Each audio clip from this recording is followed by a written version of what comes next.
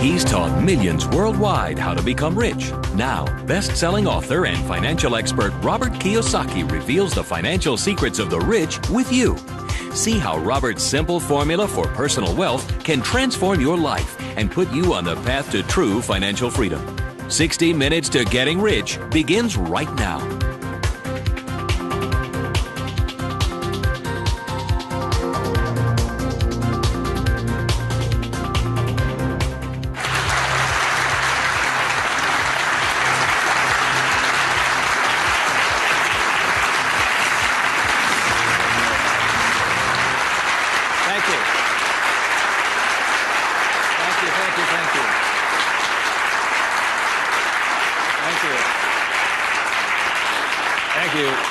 You're very kind. Thank you very much. First of all, thank you for coming here this morning. And some of you came from some great distances. I remember every time I do a talk, I'm always worried that people won't show up. And so my ego couldn't handle the blow. So thank you for showing up, and I'll do my best to be of some value or entertainment today. First of all, how many people have had the chance to read Rich Dad, Poor Dad? Good. Okay, thank you. For those who haven't had a chance to read the book, I'll give you a quick background on the story. Rich Dad, Poor Dad is a true story, and it's based upon my two dads. My real dad was the head of education for the state of Hawaii, a very smart man.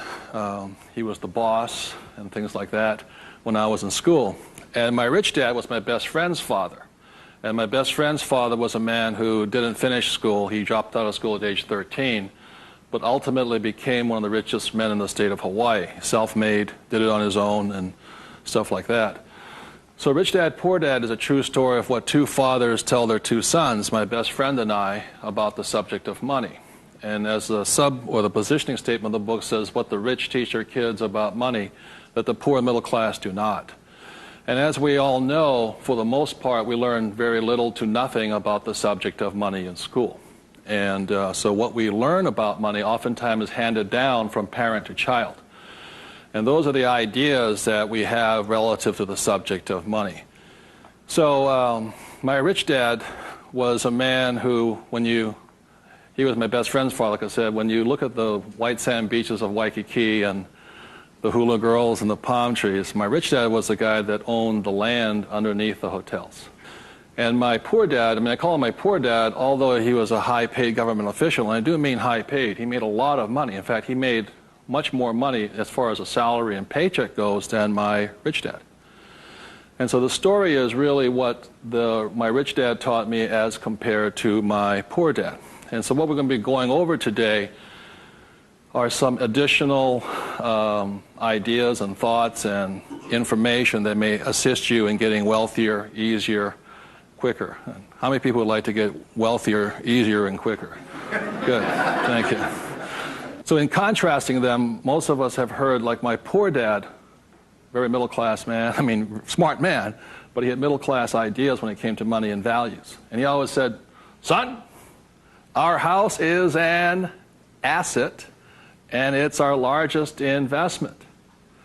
And my rich dad would say, here I'm 9 years old, I go, okay, I got it, Dad, I got it, right? And then I would go over to my rich dad's house, and I would say, my dad just said our house is an asset and our largest investment. And my rich dad would say, well, that's why your old man's not rich, is because your house is not an asset, and if it's your largest investment, you're in really big trouble. And that's when the contrast that started to hit me.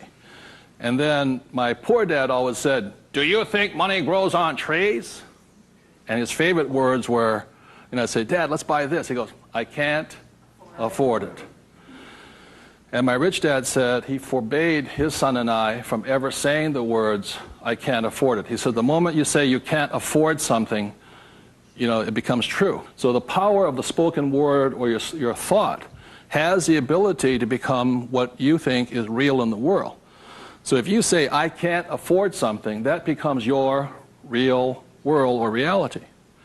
And what my rich dad said instead was, instead of saying I can't afford it, simply say, how can I afford it? Or in school a lot of times, I'd say, hey Dad, guess what, I'm going to be a millionaire. He goes, you can't do that. And my rich dad said, never say you can't do something. Ask yourself, how can I do it? And he said, and just in the switching of those words, if you say, how can I afford it, your mind opens up to the possibility. And your mind then has to go to work. This is your single most powerful tool you have is the brain.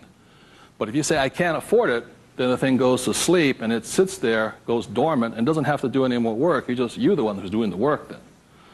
So those are some of the subtle, differences. My poor dad, the school teacher, the head of education, always said to me, he says, son, go to school, get good grades, get a safe, secure job, high-paying job, and work hard. And my rich dad said, that's a good idea if you want to work hard all your life. He says, but if you want to get rich, you have to learn how to have money work hard for you so you don't have to work for it. And you also have to learn to buy companies. Don't be the guy applying for the job, be the guy that's handing out the job. But I want to give you something I really say to people, is that there was 3 main points that I think made a difference in my life. And point number 1 is that I realized very early on in life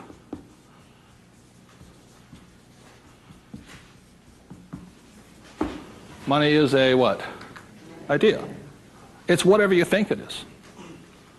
Now, when people say, well, how can I get more money? I said, well, just first change the way you think. Change your ideas. Now, that's the good news. That's all you have to do. I realize when I talk to people about money, I'm slamming straight into their ideas. And, a lot of times with money, there's several subjects you don't talk about at the dinner table: sex, religion, politics, and money, and whatever. And the reason for that is it's a very volatile subject. Whereas in my family, my poor dad, the school teacher family, was, I'm not interested in money. Money is not that important to me.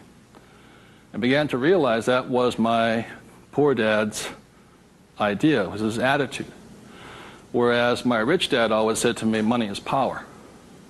Money gives you power. Respect it. Treat it respectfully. So there's all these different ideas about the subject of money. The thing I hear people say is, I'll never be rich. And that becomes a self-fulfilling prophecy, you see. And that's why money, just as an idea, is so, so powerful. And when I talk to people, I oftentimes ask them, I say, what did your parents tell you about the subject of money? Because that becomes real. If you were told, go to school and get a job, see, many of us may not be in the same profession, but we're following the same path.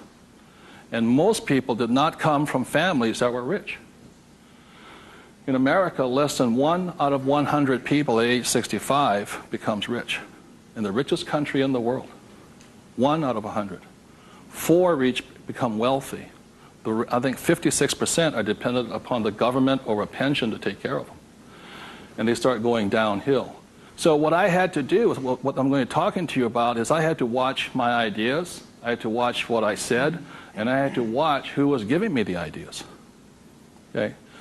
Because they're not the same. Like you go to one doctor and they say, eat a low-fat, high-carbohydrate diet. You go to another doctor, they say, eat a high-fat, low-carbohydrate diet. Somewhere you got to make your choice. Number 2, the thing that I learned by having 2 dads with their contrasting points of view, I realized this really early on.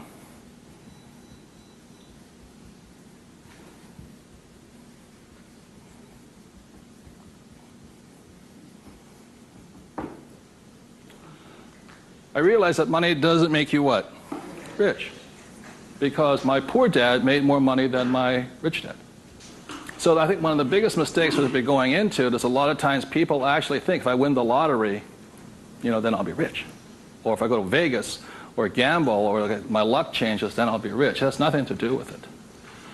Money is a very powerful tool, as my rich dad used to say. If you use it well, it'll make you richer. If you abuse it, it'll make you poor. So one of the big things that my poor dad made the mistake of saying, he always thought that if he got a pay raise, that would solve his money problems. And the trouble is, every time he got a pay raise, he got bigger problems. So it made him poorer and poorer the more money he made. Does that make sense, you guys? That was a very big problem with him. And then the third thing I realized by having 2 dads and having 2 contrasting points of view was that there's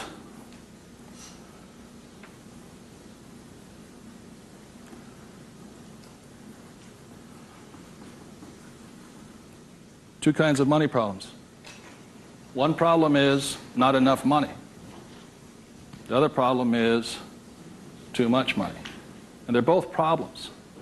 And the thing that I say to people is this, that, like I think most people think they're real special. I'm the only one with money problems. Well, the reality is everybody has money problems. Everybody. Every single person. Every company has money problems. Every country has money problems. Every government has money problems. Everybody has a money problem. What makes you rich or poor or middle class is how you challenge or handle the problem. And what most people do, since, so most of us came from families where the problem was too much or too little. Too little. And that becomes our idea.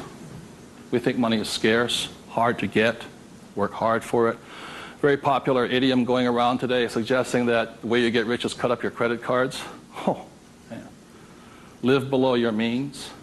Those are poor people's mentalities. Save, go long term, buy mutual funds. And it's not a rich person's way of thinking. I love my credit cards. They make me happy.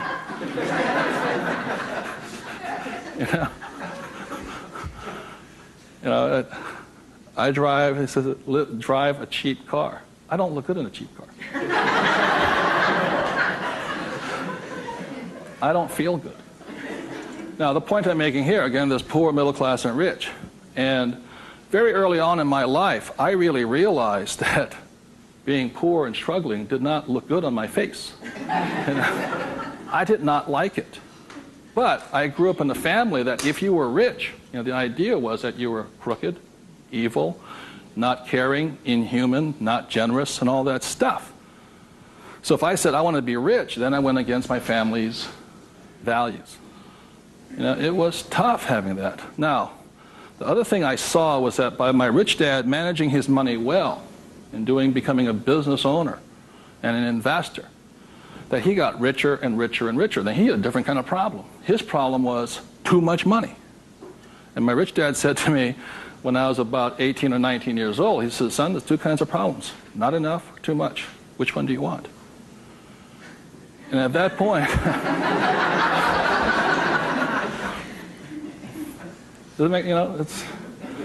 and so I made an obvious choice. I said, I like the one with too much. I want to have that problem. And it's a very big problem. So knowing these three different things, I could make different distinctions and different choices in my life. The big point I want to make today is that money comes down to fundamentally a choice. That's all it is.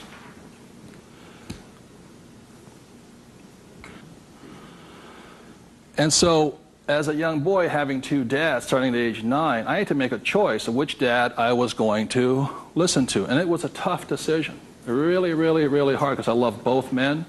Both men were big men. If there was a role model that they filled, they were tall, and they acted like John Wayne or Robert Mitchum, not Pee Wee Herman. They were big, strong, powerful, good, honest, hardworking men. I love them both. But their ideas were almost polarized, completely opposite. And that's why in Rich Dad, Poor Dad, in the book, I write that Robert Frost's poem, I think The Road Less Taken or The Road Less Traveled, I had to make a choice of which one I was going to listen to. Which one was I going to follow down the path? And I made that choice. And it was a hard decision because I had to go against my whole family's culture, beliefs, and they're all school teachers. When I came back from Vietnam, they said, I got my bachelor's degree. I got that Bachelor of Science. They said, now, son, you are going for your master's, aren't you? I said, I kind of doubt it. He said, but you won't get a good job. You get a better pay raise if you have a higher degree. I said, I'm not going to get a job. And it's hard. You sit at the dinner table and there's no conversation, Well, you going to get your doctorates? I said, well, if I'm not going to get my master's, I don't think I'm going to get my doctorates, Yeah, but you get a better pay raise. They came from the government model that it was not what you did, it was how high, what your degree was that you got paid by. And that's their reality. It's not my reality. So I had to make a choice. And the thing I say to people is that in many ways I'm more like my poor dad. You know, when I retired in 1994, sold my company and all this, I was set for life. You know, I realized that I'd been too much like my rich dad, and that I wanted to run the second half of my life more like my poor dad, but I was going to teach people what my rich dad taught me. And that was a decision I made. But the thing is, it's a choice. And my propensity, my natural inclination, my genetic makeup, my mental makeup is more to be poor. I have to fight my natural inclination to go for job security, to play it safe, save money, invest for the long term, all that other rot my father believed in. The point I'm making here is this: every morning I get up, I still make the same choice. Every morning I get up, I make the choice. Do I make the choice to be poor, middle class, or rich? And we all have that choice. You know, we have to, as individuals, make that choice. By the end of my talk today, you'll find out how easy it is to become exceedingly wealthy. But it's just a choice. Okay? So my intention is to maybe shake some of your core values. You know, think about the way you think, change the way you think. You may want to make some new choices and things like this. That's my purpose. So what I'd like to ask you to do is you find a partner. I'll give you about 30 seconds, and you can just talk it over. You talk about what your parents taught you, what choices you had, but more importantly, talk about this subject here. It's just an idea. What were some of the ideas you got from your family? The idea that you think you work harder and make more money, will that make you rich? I don't think so. And there's only two kinds of money problems. Which one do you want? If you're sitting by yourself, break out a notebook and just write down some of your thoughts. Because really, it's just your ideas that cause you to be rich, poor, middle class. So we take about 30 seconds and discuss with the person next to you some of these ideas. Thank you.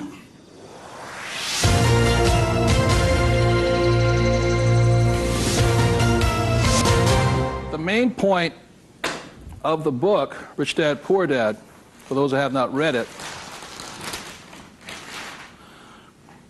so this is book number 1. The main message and the point is the importance of financial literacy. Can you read a financial statement? So, again, comparing my rich dad and my poor dad, the school teacher, was very word literate. I mean, he read a novel a week.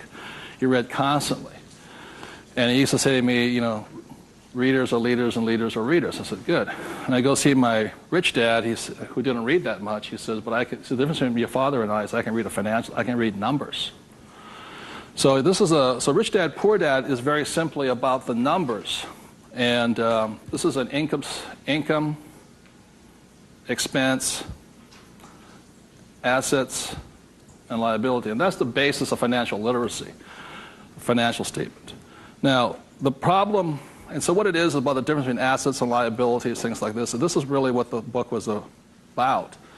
You know, the thing about asset, my father would say our house is an asset, and my rich dad would say it's not, because very simply assets, according to my rich dad, asset will put money in your pocket whether you work or not. And a liability will take money from your pocket whether you work or not. That was very simply it.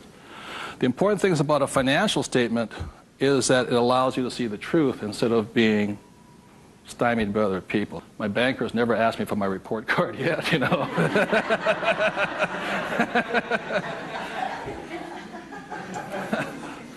And what your banker asks for is your what? Financials. Because what a banker wants to see is your financial intelligence, not your academic intelligence. And both are important. Academic intelligence is important, you know, forever. But so is financial intelligence. So what my rich dad said, your financial statement is your report card once you leave school. And the problem is 99% of the people leave school and they don't have a clue what a financial statement is, much less what a checkbook is. You know, they know credit card, but they don't know much beyond that. And so they're easily swayed with the idea your house is an asset. And that's what gets them in trouble. They can't tell the difference between an asset and a hole in the ground. So that's a big problem there. Okay? And then book number 2, which is this one here, was the cash flow quadrant. Quadrant means 4.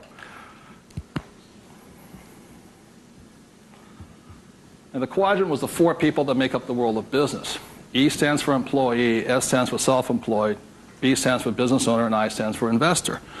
So my poor dad always said to me, son, go to school and get a job. So he was programming me to come here.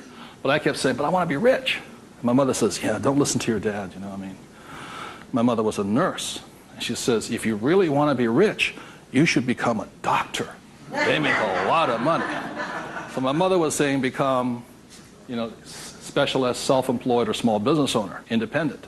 You hear people say, if you want to be successful, get a profession. Something you can fall back on. Become a plumber, electrician, attorney, accountant, something you can fall back on. Because these guys are the smart guys. These are the people that become doctors, lawyers, accountants, and they're really the brains of the class. My rich dad said to me, Robert, you make a lousy employee. You can't follow orders. You don't like sitting still. And you're not very smart. I said, right. He says, you'd be very good over here. He says, because these guys aren't that smart. And that's the truth. That's why some of the richest people on earth are over here, because they're not smart. But they know how to surround themselves with smart people. And that's one of the biggest differences. And the other part is the investor. And the investor uses a different mentality, different emotions. The investor wants their money to work for them. And their words are, what's my return on investment? How soon I get my money back? See, most people have the money in a 401k. That's not an investment plan, it's a savings plan. An investor would not do that because it ties that money up too long.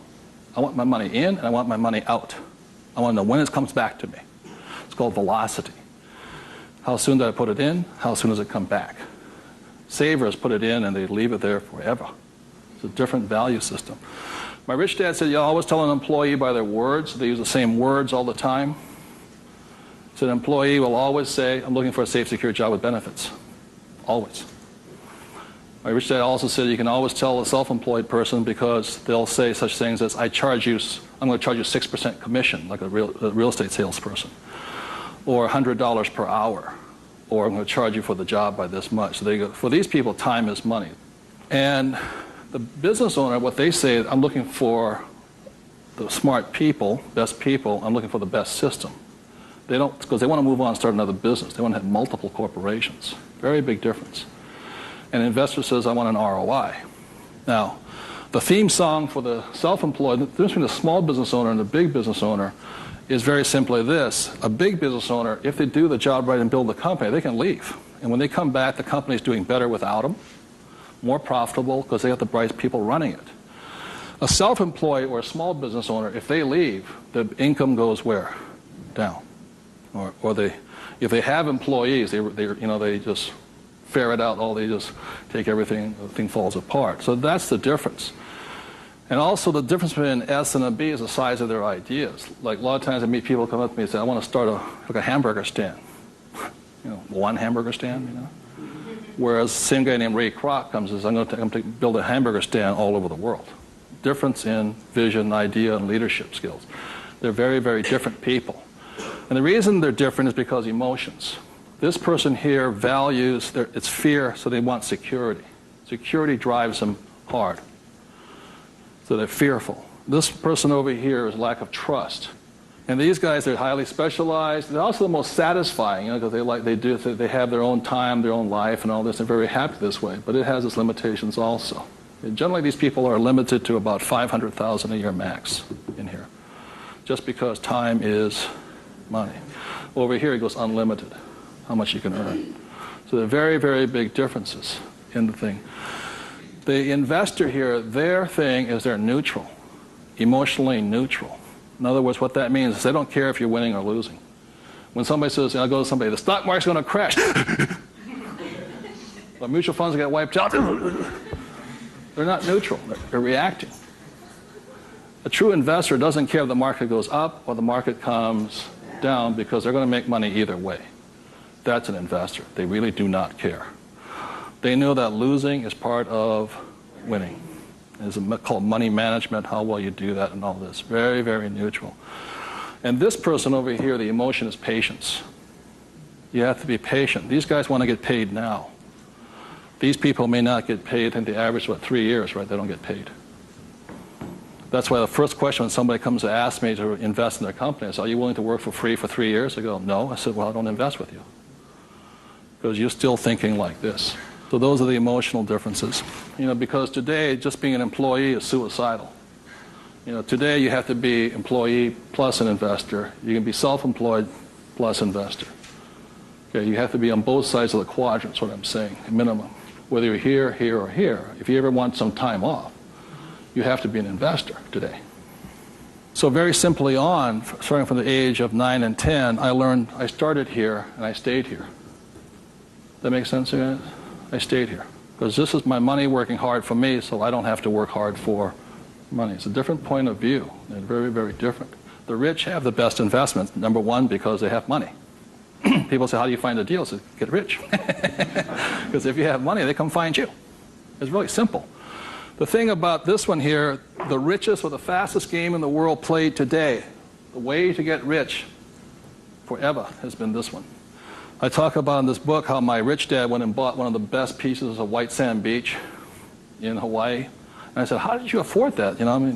He wasn't making any money. He didn't have a job. He says, how do you afford the best piece of beach in Hawaii? He says, personally, I can't afford it. See, none of these people could afford it either. It was about $10 million. Individually, you cannot afford it, but your business can afford it. It's one of the biggest secrets of all. So the reason I started here and learned to build businesses so I could invest. So I can take down bigger and bigger properties by this. Individually, I cannot do that. I don't earn enough money as an individual, but my company can. So the thing about the third book, which is Rich Dad's Guide to Investing, is called the 90-10 rule of money. The 90-10 rule of money very simply says is that 10% of the people always make 90% of the money, always. That's a very big part of it. And a big part of the investment book is how do you take your idea, build a business around it, and take your business public. So the reality, as I know, is every single one of you sitting out there in the audience, you have an idea that can make you exceptionally wealthy beyond your wildest dreams. Every one of you is creative enough to have an idea. The trouble is, when you went to school, they didn't train you to be a business owner. They trained you to be an employee, working for the rich. What the rich have the ability to do is take their ideas and create massive businesses out of them. So you have your business, which does your investing for you. And the tax laws are written in your favor, investing through a business. That's how the rich get rich, because they pay less in taxes, very simply because they invest through the B and I quadrants. Investing from here, the laws are written against you here. In America, 1943 was the Current Tax Payment Act, which made anybody who was an employee could not pay themselves first. Government gets paid first. If you get a pay raise, government gets a pay raise. Forever. Forever. You make $1 million, you still pay more in taxes, incrementally. 1986, they passed the Tax Reform Act of '86. All doctors, accountants, attorneys, and the laws were changed against them. But they never changed the laws for the rich, because this is how the rich have gotten rich, by owning corporations and businesses. And that's been in effect since 1215, which is the signing of the Magna Carta. So ever since the thing is, you have to know, you want to get rich, you have to play by the rules of the rich, because the rich make the rules. And for the last thing I'll say about taxes is this. If you're an employee, the tax laws is that your financial looks like this. If you're a business owner,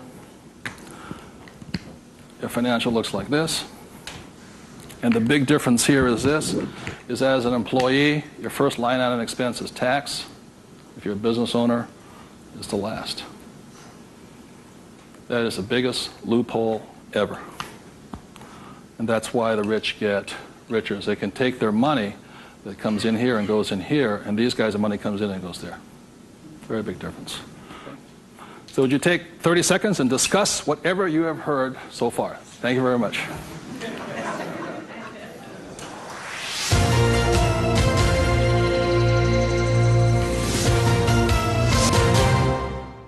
One of the of ways I understand that money does not make you rich. When I was in my 20s, late 20s and early 30s, I became a millionaire. And it went straight to my head. And, you know, when you have money, you think your IQ goes up. And in reality, your IQ goes down, you know. And it was fast cars and even faster women. And I was a millionaire. I was a bon vivant around Waikiki. Now, I don't regret a thing. It was a lot of fun.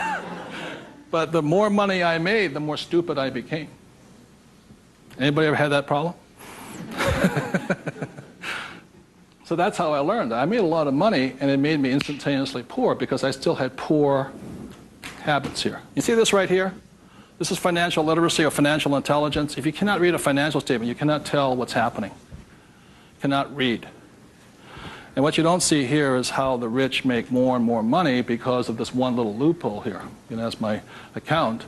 You know, over here you hit 335,000 in income, and your tax rate keeps going up. Over here you hit 335 in income, your tax rate goes down. The laws are written for the rich by the rich. Period. So very quickly I'll go into a financial statement, and this is the basis of wealth here.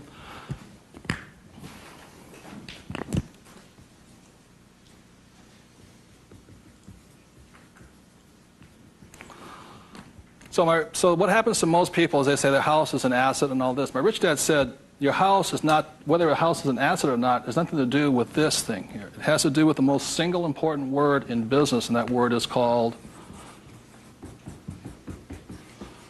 what's the word?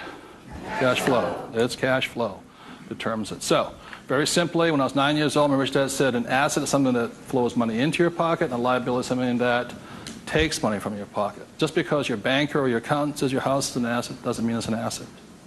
So when I read a financial, I see something listed here, and then I see whether it lodges up here. Now, if it doesn't lodge up here, then it must be going this way. It's going out the expense with no income. Does that make sense, you guys here? That's a very simple way of looking at it. Now, taking it one step further, this is where the confusion sets in, is very simply because if you buy a house for, let's say, $100,000, and you get an $80,000 mortgage on it, you put $20,000 down, the problem is your house is listed both asset as well as liability, and that's where the confusion starts. It's listed in both sides, and that's the problem. So the thing here is this, and by the way, the word mortgage comes from the French word mortier, which means death. You know, so that means you're engaged until you're dead with the house, and it's staggering. So let's say you buy this little green house here. Okay. The way you know it's an asset or liability is, let's say I use it as a rental property, and after paying all taxes, you know, taxes, insurance, and expenses, and all this stuff, I make $100 a month. It shows up over here under income of $100 a month. Now, if let's say I have a tenant who trashes the place, doesn't pay me rent, takes me a year to evict the bugger, immediately that house becomes a what? Liability. So the house can be either asset or liability, but it's not because it's an asset or liability listed here. What determines if it's an asset or liability is income and expense. So what makes a person struggle financially is that what they do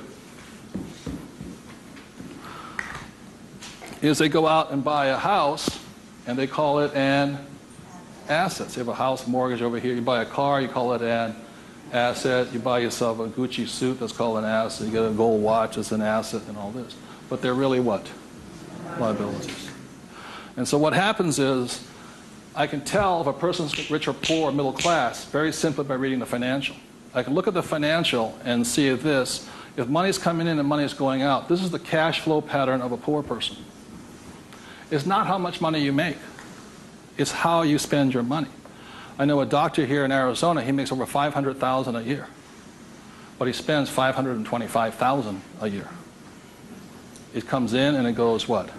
Out. He thinks like a poor person. Okay. The average middle-class person, because they have a job, and the bankers like people with jobs and all this, they get all this stuff. This is their cash flow pattern. They have huge long-term liabilities. They're illiquid. Okay? And this is the cash flow pattern of the great middle class who think they're rich. My rich dad said, just because you live in a big house, have a nice car, and wear nice clothes, doesn't mean you're rich. You could be broke, more poor than the poor person. So the difference for me was that I spent my life learning how to acquire assets. So I don't need a job. The object was never to work for money. It was to learn to acquire assets that put money in my pocket, either stocks, bonds, real estate, businesses. So this is the cash flow pattern of the rich. The question, the way to find out how rich you are is this: let's say you're married, husband and wife. If the two of you stop working, what happens? See, if my wife and I stop, income still keeps coming, because it's not dependent upon us working. The average person, all their assets, they realize if they stop working, are really liabilities. As my rich dad said, assets feed you if you stop working, liabilities eat you. And the reason they can't stop working is because the liabilities eat them. So the definition of wealth is how long can you survive without working? And it's measured in days or years in time. So when I retired in '94, my wealth was infinite. In other words, I always had more than enough money coming in that was greater than my expenses. And that's a way of thinking. Would you please take 30 seconds to discuss that thing on cash flow? It's cash flow that determines if you're rich or poor, okay? Thank you.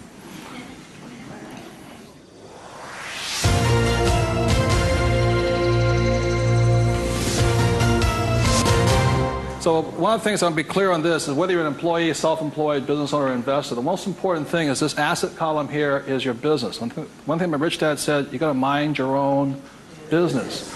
You know, when you become an employee, you mind somebody else's business. You're self-employed, you're oftentimes helping somebody else's business. So regardless of where you are, this is your business here. Like I talk about a rich dad, poor dad, you know, somebody says, what profession are you in? What business are you? I'm a banker. So, well, what, you know, that's their profession. It's not their business. This is your business. And your business, you should be an investor. You know, managing your own portfolio, acquiring your own assets, be it business, real estate, or paper, like stocks, bonds, and mutual funds. So what we're taught in school is not to mind our own businesses. We're taught to mind everybody else's business. And that's my message, is mind your own business. That's how you get rich, okay? So moving on, last thing is this. So when a banker says to you your house is an asset, he's not lying to you. He's just not saying whose asset it is. It's his asset, right? So when you go across town, you go to your friendly banker, and you'll see that your mortgage is listed under what? Their asset column. So that's the fact right here. It's a mortgage here. And the way you know it's an asset, and they list it that way. I'm not telling you something, that they list it that way. The way you know it's an asset is because your mortgage puts money in their pocket. And your mortgage takes money from your pocket. You see, it actually goes like this. It's a complete circle. Now, so that's why they're not lying to you. It's just they're not saying whose asset it is, it's theirs. Now, the other part about it is when you save money over here, it's really your asset. Now, if a balance sheet must balance, it has to balance someplace else. You go to the bank, where does it balance? Bank. But is it their asset or their liability? It's their liability. So your savings are their liability. Notice that? Because they have to pay you money for your money. And it's cash flow determines that. Now, if you notice something else too, you get tax incentives to be in what? Debt, and you're taxed for having savings. And that's why they say, how can we tax savings? It's because you're not smart enough yet. The banks know, political action committees, they control, the rules are written by the rich. I'm not saying I love my bankers. I love them dearly. But you have to know the difference between assets and liabilities, and whose rules are you playing by? Poor, middle class, or the rich? Got it?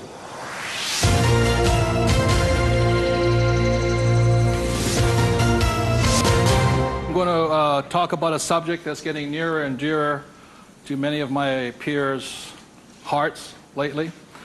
And the subject is retirement, or the lack of the ability to retire. So I said the way I retired early has to do with the issue of this.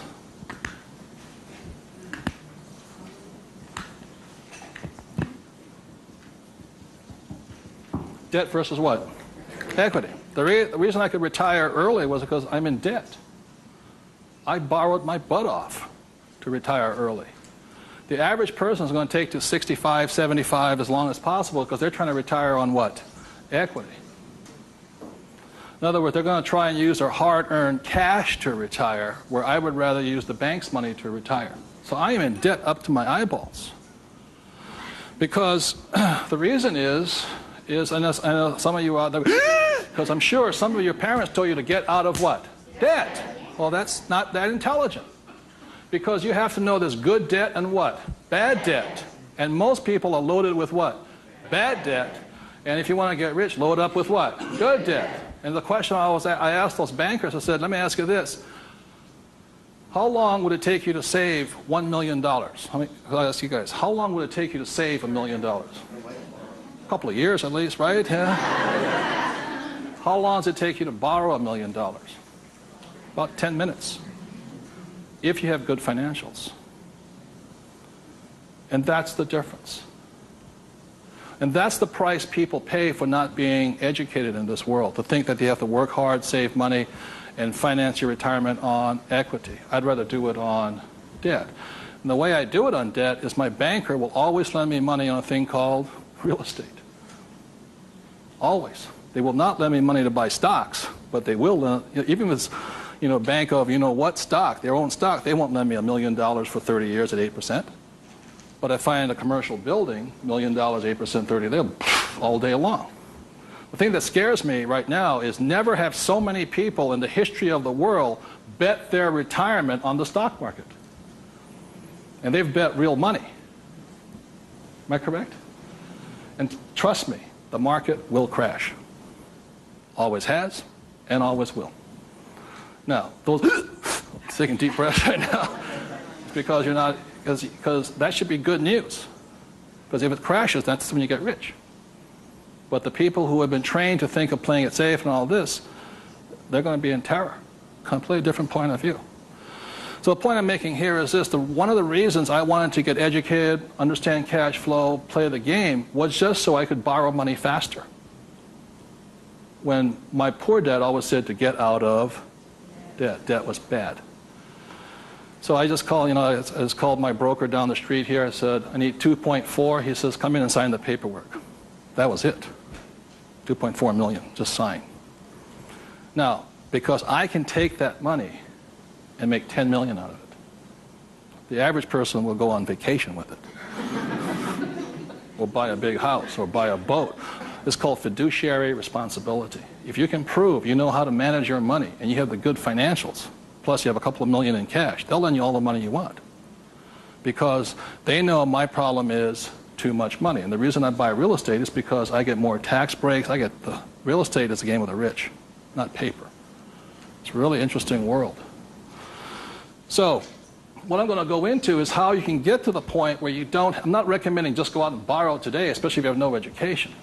I spent 40 years getting here to the point where I can call my broker up. Before, 10 years ago, I'd call them up and they'd laugh. How much do you want? But I took that as a feedback that I had to improve my financials. Does that make sense to you guys here? To the point where they would say yes.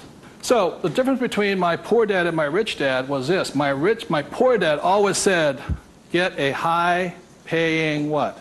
Job. Big mistake. Because the trouble with a high-paying job is you get taxed. So my rich dad said, so was my poor dad, high-income job. That was the key to success. That's a very middle-class, pedestrian point of view. The rich know this. It's not how much money you make. It's how much money you keep. You've got to keep it. It is not how much you make. It's how much you keep. It's called the income to expense ratio. In other words, how much drops to your bottom line. Does that make sense to you guys here? How much drops? So the minimum is 30%. So you're making $1,000, the minimum that can drop is 30%. If you're not going 30% to the bottom line, in other words, this way, and you don't have to do it, I'm just giving you the ratios that work. If you have $1,000 coming in this way, then 300 needs to hit here somehow. That's the ratio. The average person, you know how much is hitting here? Nothing.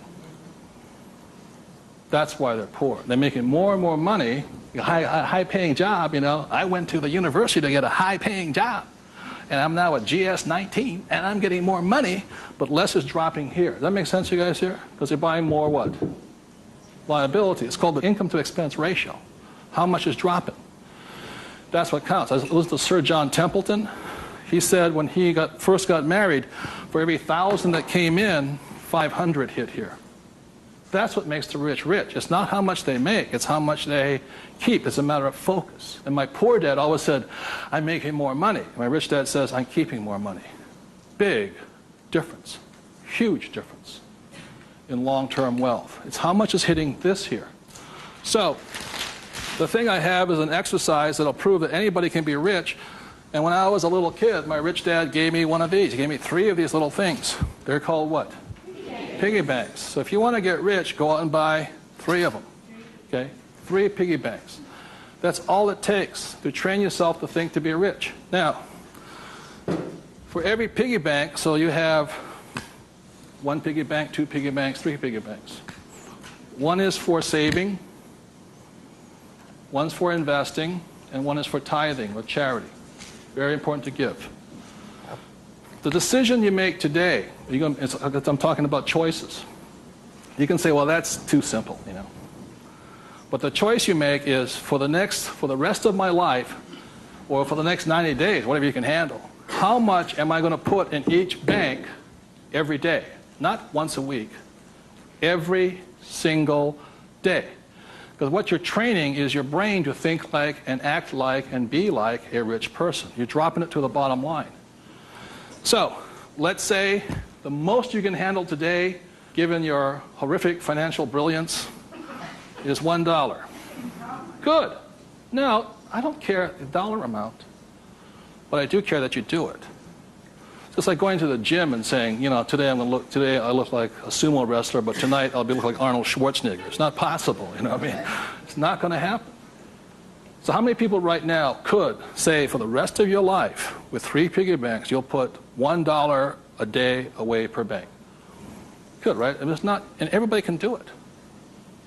But the problem is, most people won't. And that's the difference. But once it hits your piggy bank, it's yours for the rest of your life. You pass it on for generations. That's what the rich do. The middle class finds some cheap and tacky excuse to break the bank. Am I correct? You know, I got to spend this money. That was my poor dad. Well, if I make more money, I'll get a pay raise next year in government, you know, be a GS-19. But they kept breaking the bank. Now, it has nothing to do with the dollar amount. It has to do with the habit, the way of thinking, that this is more important to me than eating. It's more important than my kids' clothes. More important than everything else is this. This is first. So start with $1. Everybody can do that. All it is 0 to go to 10. Now, at this point, people say, well, that's not that tough. Try $10 a day. Then you see some heartbeats. At that point, you're now at the boundary of what's possible for you. It's only a 0 added on to it. And you want to spend it. Now, if this becomes easy at $10, then just up it to,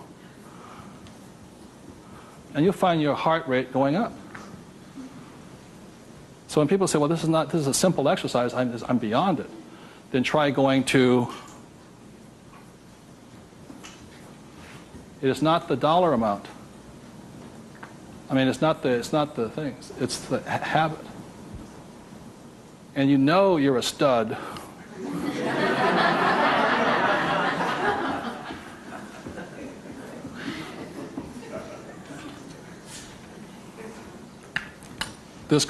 This never spent. This is what your mad money is. You buy your properties and stocks and bonds, mutual funds with. You can afford to lose this if necessary, but you never lose this one. And you tithe your church or charity of your choice. Now, I give to the charity that I would like to support, but I don't have the time to support. So you put your money where your body would be. Does that make sense to you guys here? My rich dad gave it to his church. My poor dad gave nothing. He says, when I have the money, then I'll give it. That's why he was poor. The next point here is that my rich dad always believed in job security. My poor dad, job security. And my rich dad believed in financial security. So the way you get financial security is, again, via these three things. This is the basis of it. Savings, investing, tithing. So the way you get financial security is start with this, and then I start investing with this. Does that make sense? My investing account, this is when I have my fun. I play with that money. So the deal here is this, whether you're buying a business, real estate, or paper, the ratio is this. You can ask my wife the question. For every, somebody says, well, I don't have any money. How do I get some money? I said, start with that, the 3 piggy banks. Or how do you find a nothing down deal? The reason they want a nothing down deal is because they got nothing to put down, right? And that's the most risky thing you should do. You can only take a nothing down deal when you have a lot of money to put down, because it's too risky.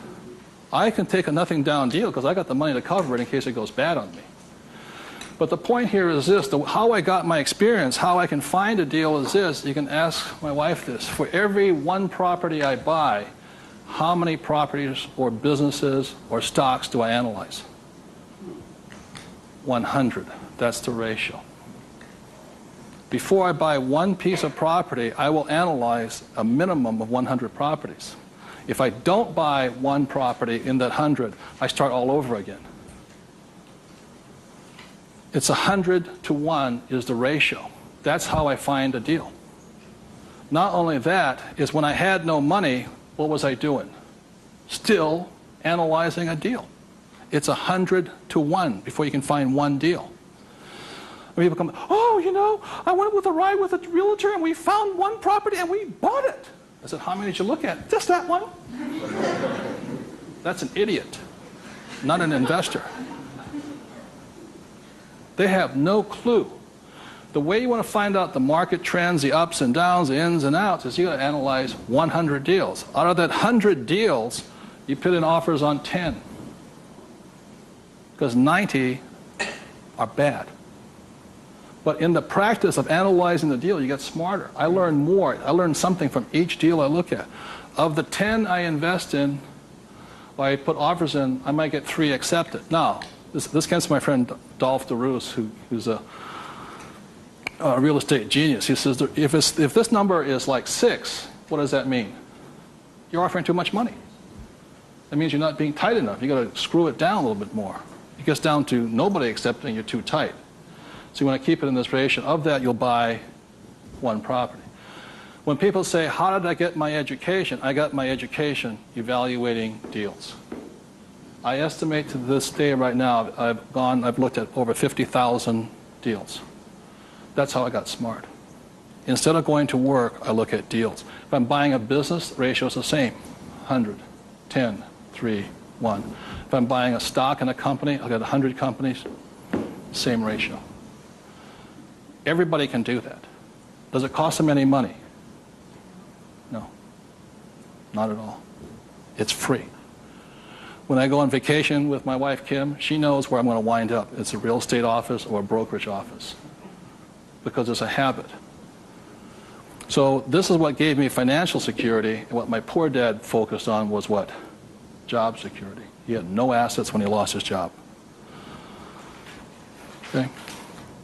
30 seconds, please discuss that ratio. 50,000 properties I've looked at now.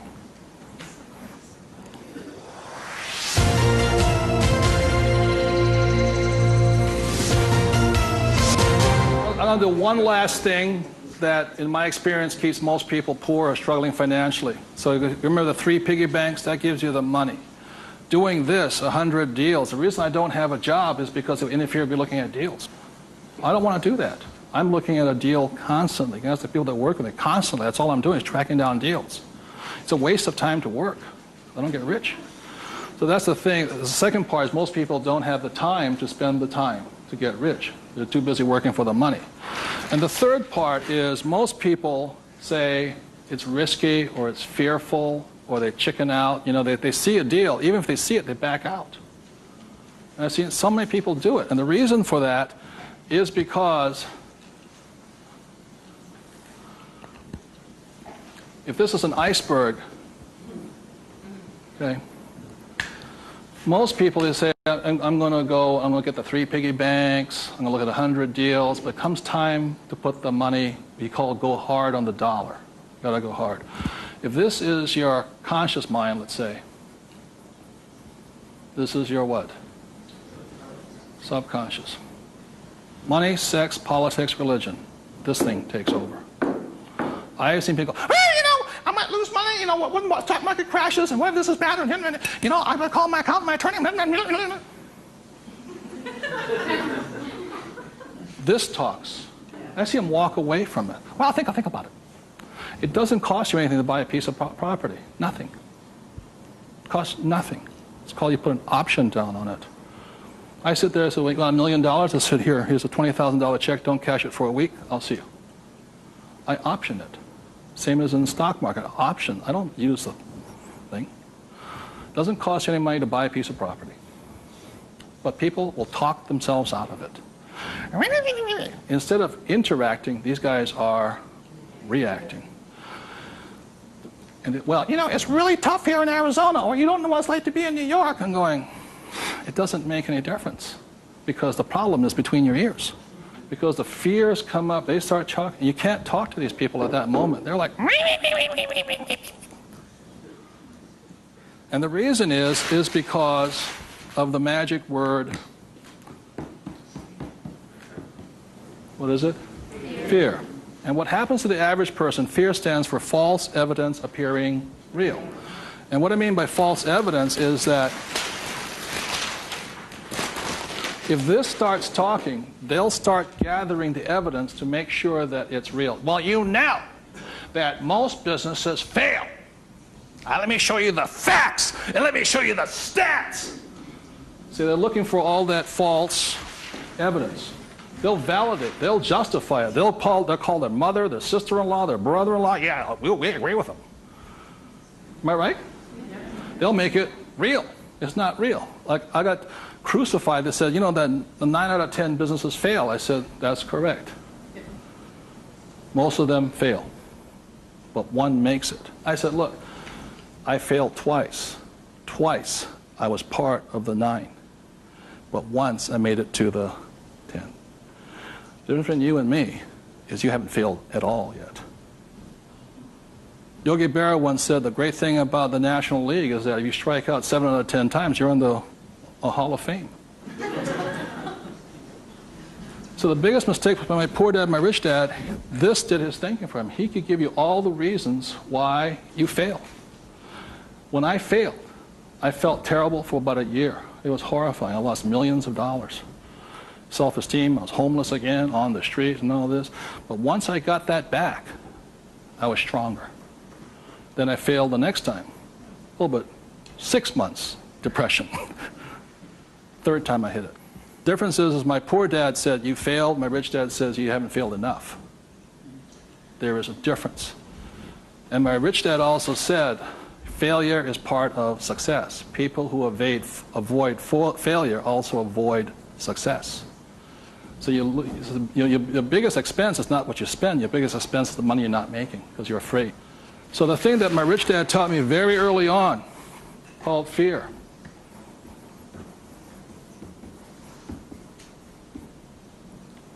Fail early and fail responsibly. Look, if you know you're going to fail, do it now. Don't wait. Because each time you make a mistake, you get smarter if you do it responsibly. So the thing that I do is when I fail, I go, like I said to my investors a couple of 4 years ago, I said, I need to raise $3 million. The chances are we're going to fail. And if you can't handle the $50,000 shot, don't put your money in here. There's a good chance I'm going to fail on this one. So people left the room, and I got more money because I was forthright with them. I said, if I lose it, I'll tell you I lost it, and I'll tell you the next deal. But failure is part of the process.